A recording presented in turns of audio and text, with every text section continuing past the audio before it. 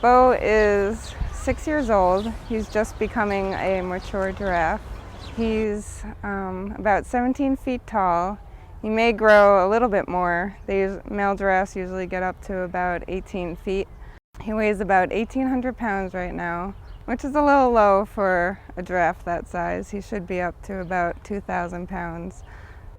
I've been working with Beau since I came here in March of 2001. Maybe a year after I got here, and was working with him on and off. He slowly started to show an interest in me. Started to come over a little bit. He would sniff you. You still weren't allowed to touch him. He would be very upset if you touch him. I remember one specific day I went over to him. You'll probably think I'm crazy for talking about this, but I was in his barn and he came over to me, and I thought it was Rafiki and not Beau. And I grabbed his nose just playing with him, and the look that he gave me, he's just like, oh my God, I can't believe you just did that. But I really think that was the beginning of our friendship.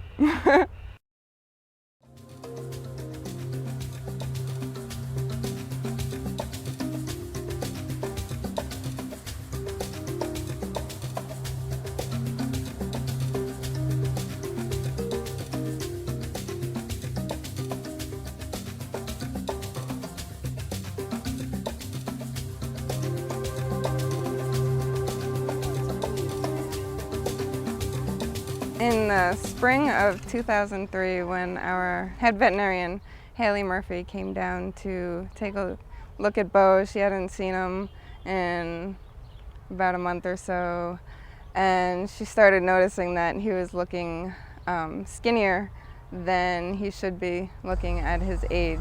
You know, when you work with an animal every day, you might not notice so much as seeing them periodically, and that's exactly what happened. I was walking by the exhibit and just thought, he looks a little thin. We started to change his diet a little bit to see if he'd gain weight.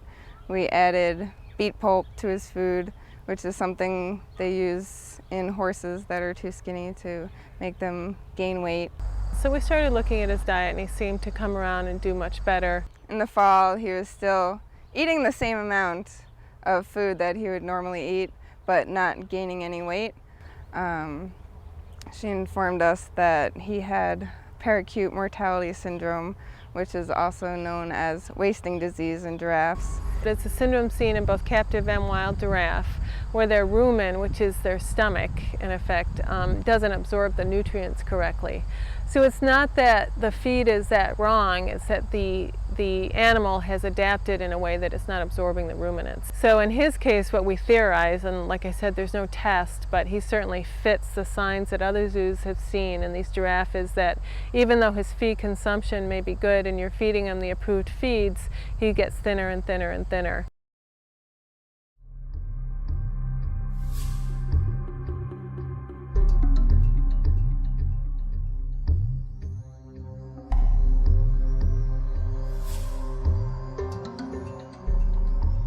It was probably around October of 2003 that he started not eating as much as he was supposed to.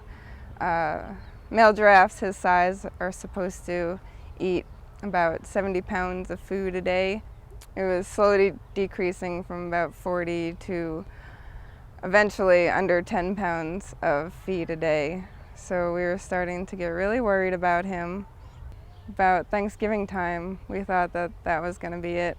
He was very sunken in all over. His personality was just going downhill. He wasn't interested in anything, lacking energy.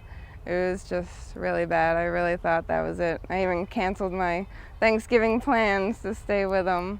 At his lowest, I would bet he was probably about 1,700, which doesn't sound like a huge weight loss, but in an animal that doesn't carry a lot of excess body weight anyway, because giraffes don't, that's their makeup. Evolutionarily, they just aren't designed to carry body fat. That is a significant loss. So we knew we had a lot to make up, but I think we've done really well in trying to make that up. We started experimenting with all different types of food, from banana nut crunch cereal to banana baby food. But we wanted to stay a little more consistent. We weren't going to feed him the banana nut crunch for the rest of his life. He's not going to survive on that. basically took his feed and added a bunch of high fiber foods, squash, vegetables.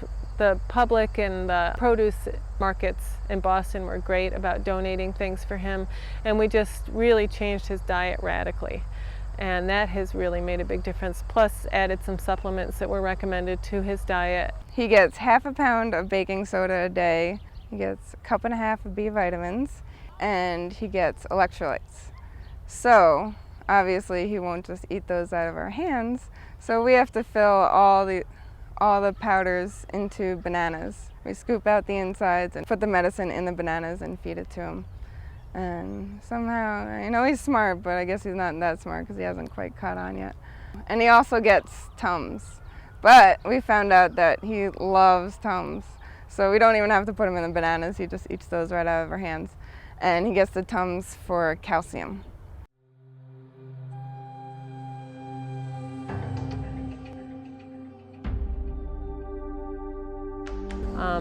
Got him through the winter, and then, like I said, the summer is key for just stuffing him with leaves as much as he can take. We froze some browse from the summer. He didn't want to eat that.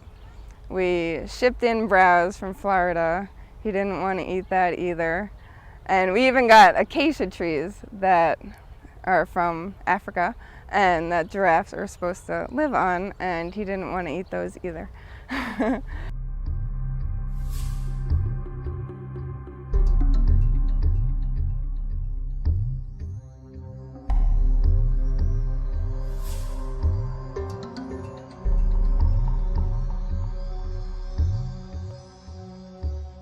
For wintertime, our special things are we keep him at 70 degrees, which is really warm for New England. I don't heat my house to 70. We called in a USDA specialist who does thermal imaging of megavertebrates, which Beau is a megavertebrate, and it's really complicated, but he has a bunch of formulas and laser equipment and all this stuff that he can do body scans from a distance and determine what temperature we need to maintain so that Beau doesn't need to use any calories at all to stay warm. So in the wintertime, we keep his barn with backup alarm systems, backup heaters, the whole 9 yards. It never gets below 70. Even though he's inside all winter long because it's too cold, he had the best winter of his life. We were spending about 7 of our 8 hours a day in the barn with him, and he was the happiest man. And even now, if he has access to go outside, he'll stay inside with us. He doesn't even want to go outside. He just wants to be around all the zookeepers and get lots and lots of attention. You know, I'm often asked, why don't you move them to a southern zoo where it's not so cold? Because cold is a factor in this. They don't have a lot of body fat, so it takes energy to stay warm, more energy than normal. But giraffes die of this in zoos in warm climates too, just as frequently. So for his sake and the stress levels, you know, we're dealing with it here. We're giving him as much because he likes it here. He's happy here. We have a good environment for him.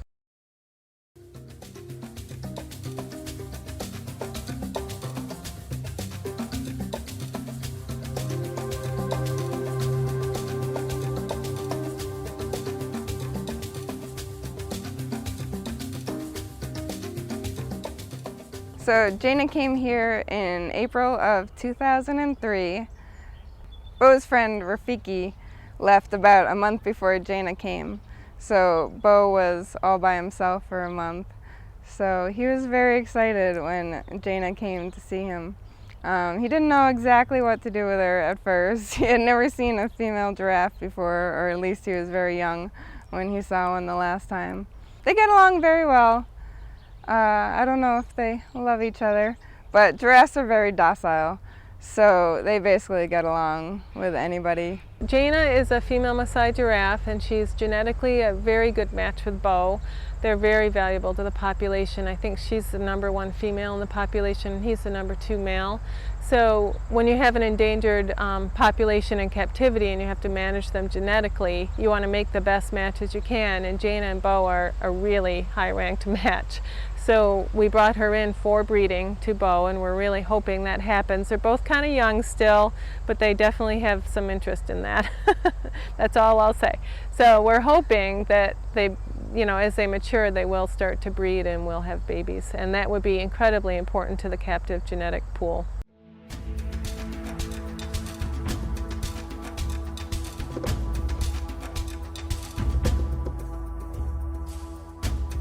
I think Beau's been a really remarkable patient. You know, we've put him through a lot as far as different feeds, and especially ruminants don't really like different things. And he's really been good about trying different things. He's very fussy, so he'll try something and then may not eat it again. He's incredibly picky.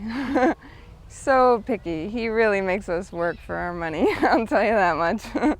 He's pretty stubborn, but he's a good patient. You know, he could easily just not do anything we ask of him, and that would be it, because like I said, you can't force them to do anything. They have a mind of their own, but he's very cooperative. And he's certainly a sweet animal. He's been very, very easy to be around.